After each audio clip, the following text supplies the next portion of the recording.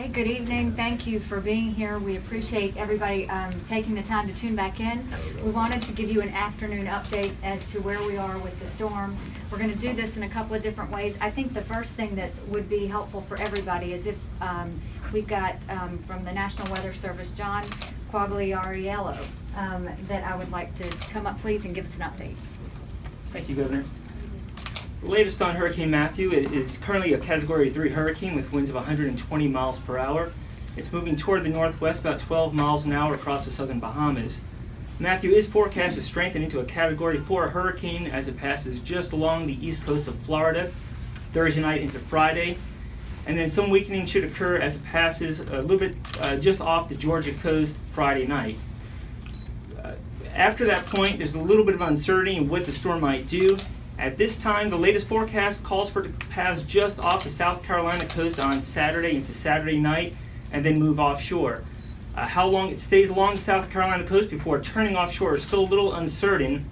There are actually some models now that show the storm hugging the coast and others that still take it back out to sea. So we really want everyone to focus on the cone of uncertainty. Don't just focus on the center track of the storm, but realize that the storm track can shift, and any slight shift to the west or closer to the coast could bring pretty significant impacts to South Carolina still. Even if it does track offshore, as the current forecast indicates, we still expect the potential for significant impact to South Carolina as tropical storm or even hurricane force conditions are possible along portions of the coast. In addition to the wind, storm surge could be a factor as well.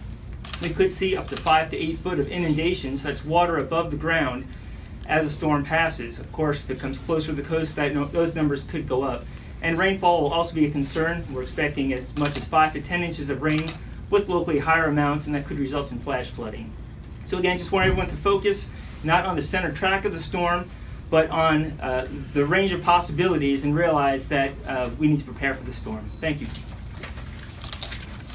Thank you very much, John. I appreciate that. And so with that, I want to go into, we are looking at a evacuation in Horry and Georgetown counties probably at noon tomorrow. We will confirm that in the morning, but at noon tomorrow is what we're looking at for Horry and Georgetown County. And we'll let you know that at our morning press conference. Evacuations are continuing on for Charleston and Beaufort County, and those seem to be going as normal. We have 32 shelters that are now open. 4 special needs facilities are now open. We are continuing to work with the Attorney General on price gouging. So far across the state, we have not seen any examples of price gouging. I think the highest we've seen is about $2.29. Of course, if anyone sees that, we ask that you contact DMD and let them know. But there's no evidence to that at this point. Fuel supply is good. We have waived the petroleum trucks so that they can get through, so that way none of the gas stations should have the shortages. So we expect that to be fine as well, and we're making sure that we make every effort to do that. All coastal parks have now been closed, so they're all clear, and that's one more thing out of the way. The hotels in South Carolina are pretty much full. There are probably a couple in Anderson, a couple in Greenville that might be open. Again, we tell you go to Expedia.com or Airbnb. I know there's some openings in Charlotte and Asheville, and still get on waiting lists for Columbia if that's what you want to do. But the hotels are looking like they're pretty full all across the state at this point. We are not seeing any price gouging on the hotel front either, so that seems to be under control. Director Sherling has done a fantastic job with corrections and his inmates. They're pretty much pumping out 10,000 sandbags a day. So they will continue to do that so that we don't have any issues with the sandbags.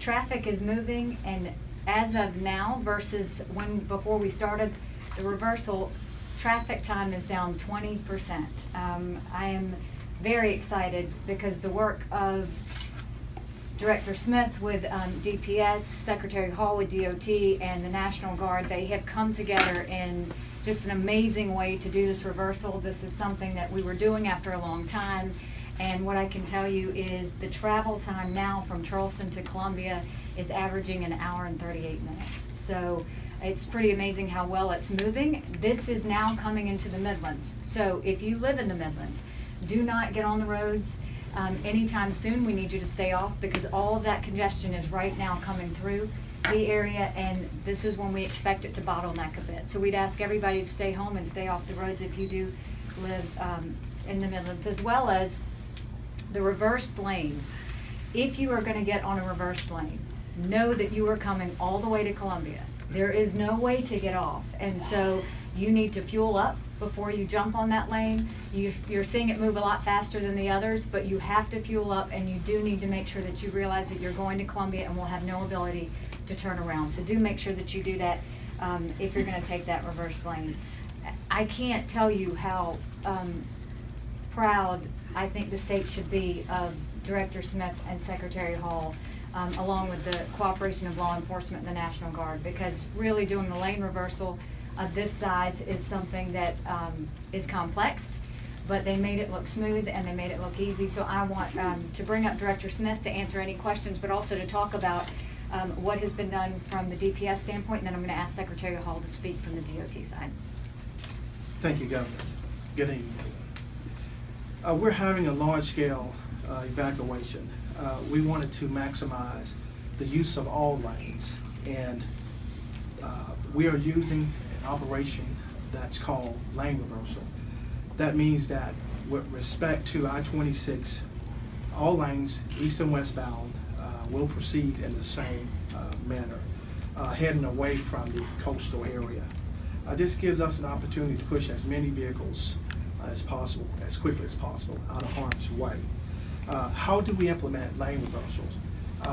2 points I would touch on. Ingress, that's where we load the vehicles, and we load the vehicles in the potentially impacted area, Charleston, right at the I-526 interchange.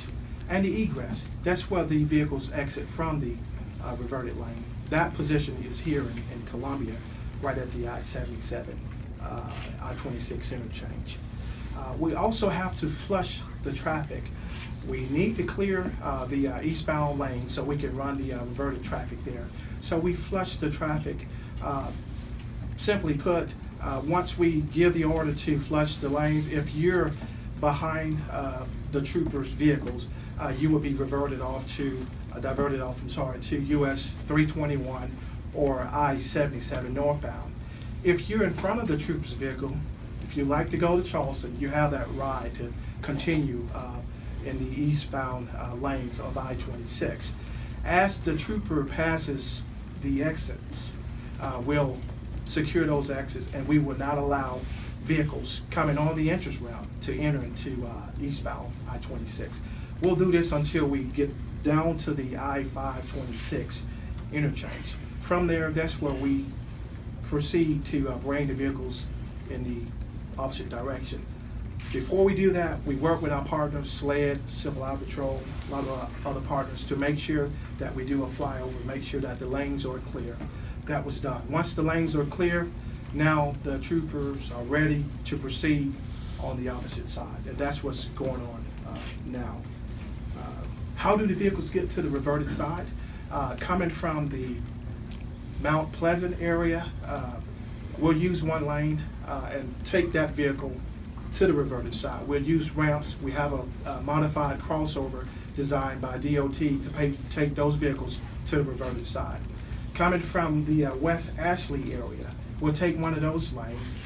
We'll use the ramp, crossover made by DOT. We'll use that crossover to get those vehicles on the opposite side. Once those vehicles are loaded, it's smooth sailing to Columbia. I had the opportunity myself and Secretary Hall to fly over those interchanges along the routes. Everything's looking good, exactly how it was planned. Now, how do we bring the vehicles back to the regular side? Okay, they've traveled approximately 100 miles from Charleston to Columbia. Right here at the I-77, I-26 interchange, we have a crossover. Basically, we need an even exchange.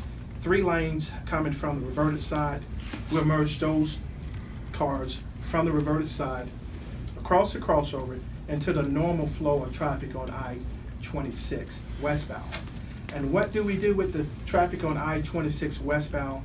We would force that traffic onto I-77 northbound. That's how we were able to do a smooth transition and even exchange from the reverted lane back to the regular lanes. Resources that we use, the National Guard has been instrumental in so many ways.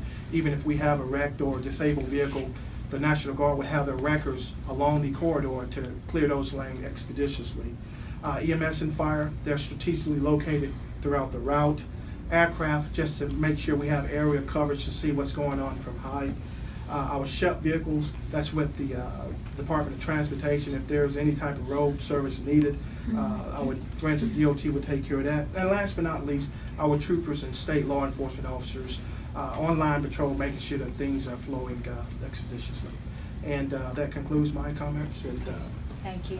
And one item that we do want to say, just in reference to that, is we have seen, haven't seen a lot, and we don't want to see anymore, is people crossing over those barricades. Please don't do that. That is an extremely dangerous situation, not just for the law enforcement and guardsmen on the road, but it is also a dangerous situation for yourself. So we would ask everybody to please not cross the barricades and avoid that dangerous activity. And now I'll turn it over to Secretary Hall. Thank you, Governor. What you're seeing today is a result of many years of planning activities and preparation, annual practice exercises to get us to this point, and so I can't thank the team enough for all their hard work, dedication over the years to get us to this point. We are very pleased with how the operations are currently. Travel speeds are approaching about 60 miles an hour, so an average interstate drive along the corridor. We do anticipate the reversal to be in place. We should plan for at least till Friday morning.